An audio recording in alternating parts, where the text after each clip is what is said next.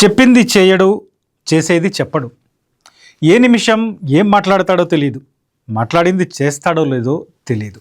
ఆ చేసింది తప్పైతే ఒప్పుకుంటాడు అనే గ్యారంటీ లేదు. ఒప్పుకున్నా మళ్ళీ మాట మార్చడనే నమ్మకమూ లేదు. ఇట్లా మొదటి నుండి ట్రంప్ పద్ధతి పిచ్చోడి చేతిలో రాయిలాగానే కనిపిస్తోంది. ఇలాంటి వాడికి అధికారం ఇస్తే ఇంతకంటే వేరుగా ఎలా ఉంటుంది అని ఇప్పుడు అమెరికన్లు కూడా నెత్తి నోరు బాదుకుంటున్నారు. లక్షలాది మంది రోడ్లపై కూడా వచ్చిన సందర్భాలున్నాయి. ఇక ఈ మంగళవారం అంతులేని వినాశనమే అని ప్రకటనలు చేశాడు ట్రంప్. ఒక నాగరికతనే నాశనం చేస్తానన్నాడు. ఈ ప్రకటన చూసిన వాళ్ళంతా ఇరాన్ పరిస్థితి ఏమిటో అని టెన్షన్ పడ్డారు. ఎంత విధ్వంసం సృష్టిస్తాడో అని ఆందోళన చెందారు. కానీ గడువుకి కాస్త ముందు మాట మార్చేశాడు. 2 వారాల పాటు కాల్పుల విరమణ అని ప్రకటించేశాడు ట్రంప్. హార్మోజ్ జలసంధిని తెరిచేందుకు ఇరాన్కు మరో 2 వారాలు గడువు ఇచ్చాడు ట్రంప్. ఇదే విషయాన్ని ట్రూత్ సోషల్లో పోస్ట్ చేశాడు.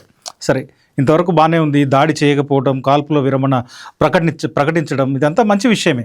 నిజంగా కాల్పుల విరమణ అమలవుతుందా అనేదే ఇప్పుడు ప్రశ్న. అంటే వార్ ముగింపుకు వస్తుందా, ట్రంప్ ధోరణి ఇట్లాగే కంటిన్యూ అవుతుందా అనే ప్రశ్నలు ఇంకా మిగిలే ఉన్నాయి. ఎందుకంటే ఇక్కడ మనం మాట్లాడుకునేది ట్రంప్ ధోరణిలో ఉండే పిచ్చితనం. ముఖ్యంగా ఇరాన్ వార్ విషయంలో ట్రంప్ తీరుపై అనేక ప్రపంచ దేశాల్లో వ్యతిరేకత మొదటి నుంచి ఉంది. మిత్రదేశాలే ట్రంప్కి కోఆపరేట్ చేయలేదు. మేము ఎలాంటి సహకారం అందివ్వము, ఈ యుద్ధాన్ని వ్యతిరేకిస్తున్నాం అని క్లియర్గా చెప్పేశాయి. మిత్రదేశాల మాట తర్వాత అసలు సొంత దేశంలో, సొంత పార్టీలోనే ట్రంప్ తీరుపై వ్యతిరేకత ఉంది.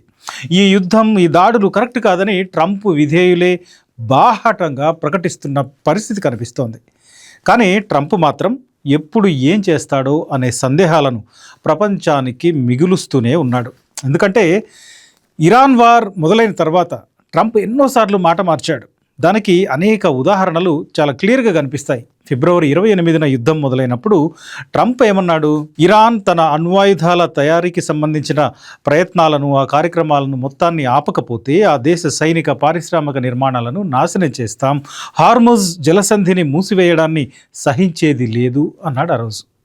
ఇక ఇరాన్ నావికాదళం, క్షిపణి వ్యవస్థలు వీటన్నిటి మీద కూడా దాడులు చేస్తామని ప్రకటించాడు. ఇరాన్ ప్రజలారా, మీ దేశాన్ని తిరిగి స్వాధీనం చేసుకోండి అని కూడా పిలుపునిచ్చాడు. సరే, ఇంతవరకు బాగానే ఉంది. అక్కడి నుండి మొదలై నిన్నటి వరకు ట్రంప్ మార్చిన రంగులు, మాటలు అన్నీ ఇన్ని కాదు.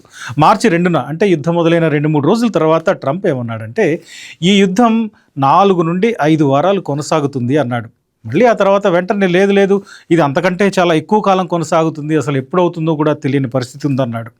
ఇక మార్చి 3 ఈరోజు ఏమన్నాడంటే, అసలు ఈ యుద్ధంలో నా తప్పేం లేదు, నన్ను ఎంకరేజ్ చేసింది నా డిఫెన్స్ సెక్రటరీ పీట్ హెగ్సెత్ అని అతగాడిపైకి అంతా నెట్టేశాడు.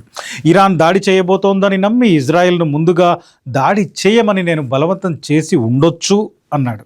ఇది ట్రంప్ అనే మాట. అంటే ఏం చేసినా నేనే, అంతా నేనే, అన్నీ నాదే ఫైనల్, నాదే అసలు డెసిషన్ అనే ట్రంప్ ఈ యుద్ధాన్ని తాను కావాలి అని మొదలు పెట్టలేదు.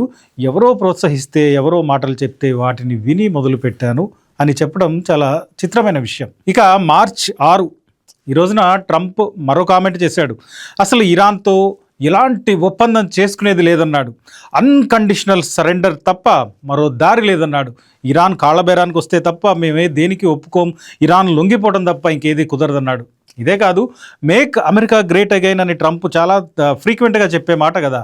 ఈసారి మేక్ ఇరాన్ గ్రేట్ అగైన్ అని కొత్త మాట ఒకటి మొదలుపెట్టాడు. ఇక మార్చి 9 ఆ రోజున ఏకంగా యుద్ధం పూర్తయింది, ఇరాన్లో మిగిలింది ఏం లేదు, అంతా నాశనం చేశామని ప్రకటించేశాడు. మళ్ళీ అదే రోజు మనం ఇంకా పూర్తిగా గెలవలేదు, ఇంకా ముందుకు వెళ్లాల్సి ఉంది అని మాట మార్చాడు. ఇక మార్చి 11 ఆ రోజున ఒక సభలో ఏమన్నాడంటే, మనం గెలిచాం అని స్టేట్మెంట్ ఇచ్చేశాడు. అసలు యుద్ధం మొదటి గంటలోనే గెలిచాము, గంటలోనే ముగిసిపోయిందన్నాడు. మళ్ళీ వెంటనే ఇరాన్లో పట్టు కోసం పోరాటాన్ని కొనసాగిస్తున్నాము అని సమర్థించుకున్నాడు. ఇక మార్చి 13, మార్చి 14 ఆ 2 రోజుల్లో కూడా ఇలాంటి స్టేట్మెంట్లే ఇచ్చాడు. అసలు ఇరాన్ పూర్తిగా ఓడిపోయింది అని చాలాసార్లు అన్నాడు. అమెరికాతో ఒప్పందం కుదుర్చుకోవడానికి ఇరాన్ ఆరాటపడుతోంది, చర్చలు జరుగుతున్నాయి అని జరగని చర్చలని చాలాసార్లు చెప్పుకొచ్చాడు. ఇరాన్ ప్రతిపాదనలకు ఒప్పుకోనన్నాడు. ఇరాన్ ఎలాంటి ప్రతిపాదనలు చేయని టైంలో కూడా ఇరాన్పై అమెరికా సైన్యం సాధిస్తున్న విజయాల్ని మీడియా సరిగ్గా చెప్పడం లేదు అని మీడియాపై పడ్డాడు. ఒక దశలో ఫేక్ న్యూస్ అనే మాట కూడా వాడాడు. ఇక మార్చి 21 హార్మూజ్ జలసంధిని 48 గంటల్లో తెరవకపోతే ఇరాన్ పవర్ ప్లాంట్ను ధ్వంసం చేస్తాం అని బెదిరించాడు. ఆ తర్వాత ఈ డెడ్లైన్ని పొడిగిస్తూ వచ్చాడు. 2 రోజులు, 5 రోజులు, 10 రోజులు అయినా మళ్ళీ లేస్తే మనిషిని కాననే అంటున్నాడు. ఇరాన్ చేతిలో చావు దెబ్బతింటున్నా పైకి మాత్రం బింకంగానే మాట్లాడుతున్నాడు ట్రంప్. ఇక మార్చి 26న ఇరాన్ పవర్ ప్లాంట్లపై దాడికి గడువుని ఒక 10 రోజులు పొడిగించి ఏప్రిల్ 6 వరకు ఉంచాడు. ఇక ఏప్రిల్ 1న యుద్ధం 2-3 వారాల్లో ముగిసిపోతుంది అని కూడా చెప్పేశాడు. అసలు యుద్ధం ముగియటానికి అధికారిక ఒప్పందం అనేది ఏది అవసరం లేదన్నాడు. ఏప్రిల్ 6 వచ్చేసింది, మళ్ళీ ట్రంప్ సీరియస్ ఫేస్ పెట్టాడు, మళ్ళీ బెదిరింపులు మొదలుపెట్టాడు.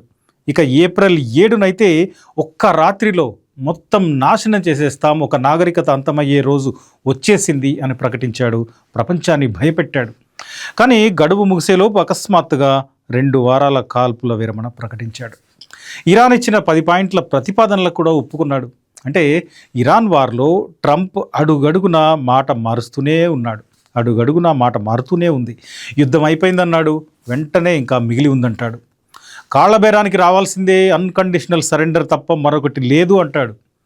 చివరికి నాకు ముగించాలి అనిపించే వరకు యుద్ధం జరుగుతూనే ఉంటుంది, అప్పటి వరకు యుద్ధం చేస్తాను అంటాడు. అణ్వాయుధాలను అడ్డుకోవడమే మా లక్ష్యం అంటాడు. ఇప్పుడు అసలు వాటి ఊసే లేదు, వాటి ప్రస్తావన లేదు. ప్రభుత్వాన్ని కూల్చాలన్నాడు, కొత్త సుప్రీంని ఒప్పుకునేది లేదన్నాడు. మేక్ ఇరాన్ గ్రేట్ అగైన్ అన్నాడు.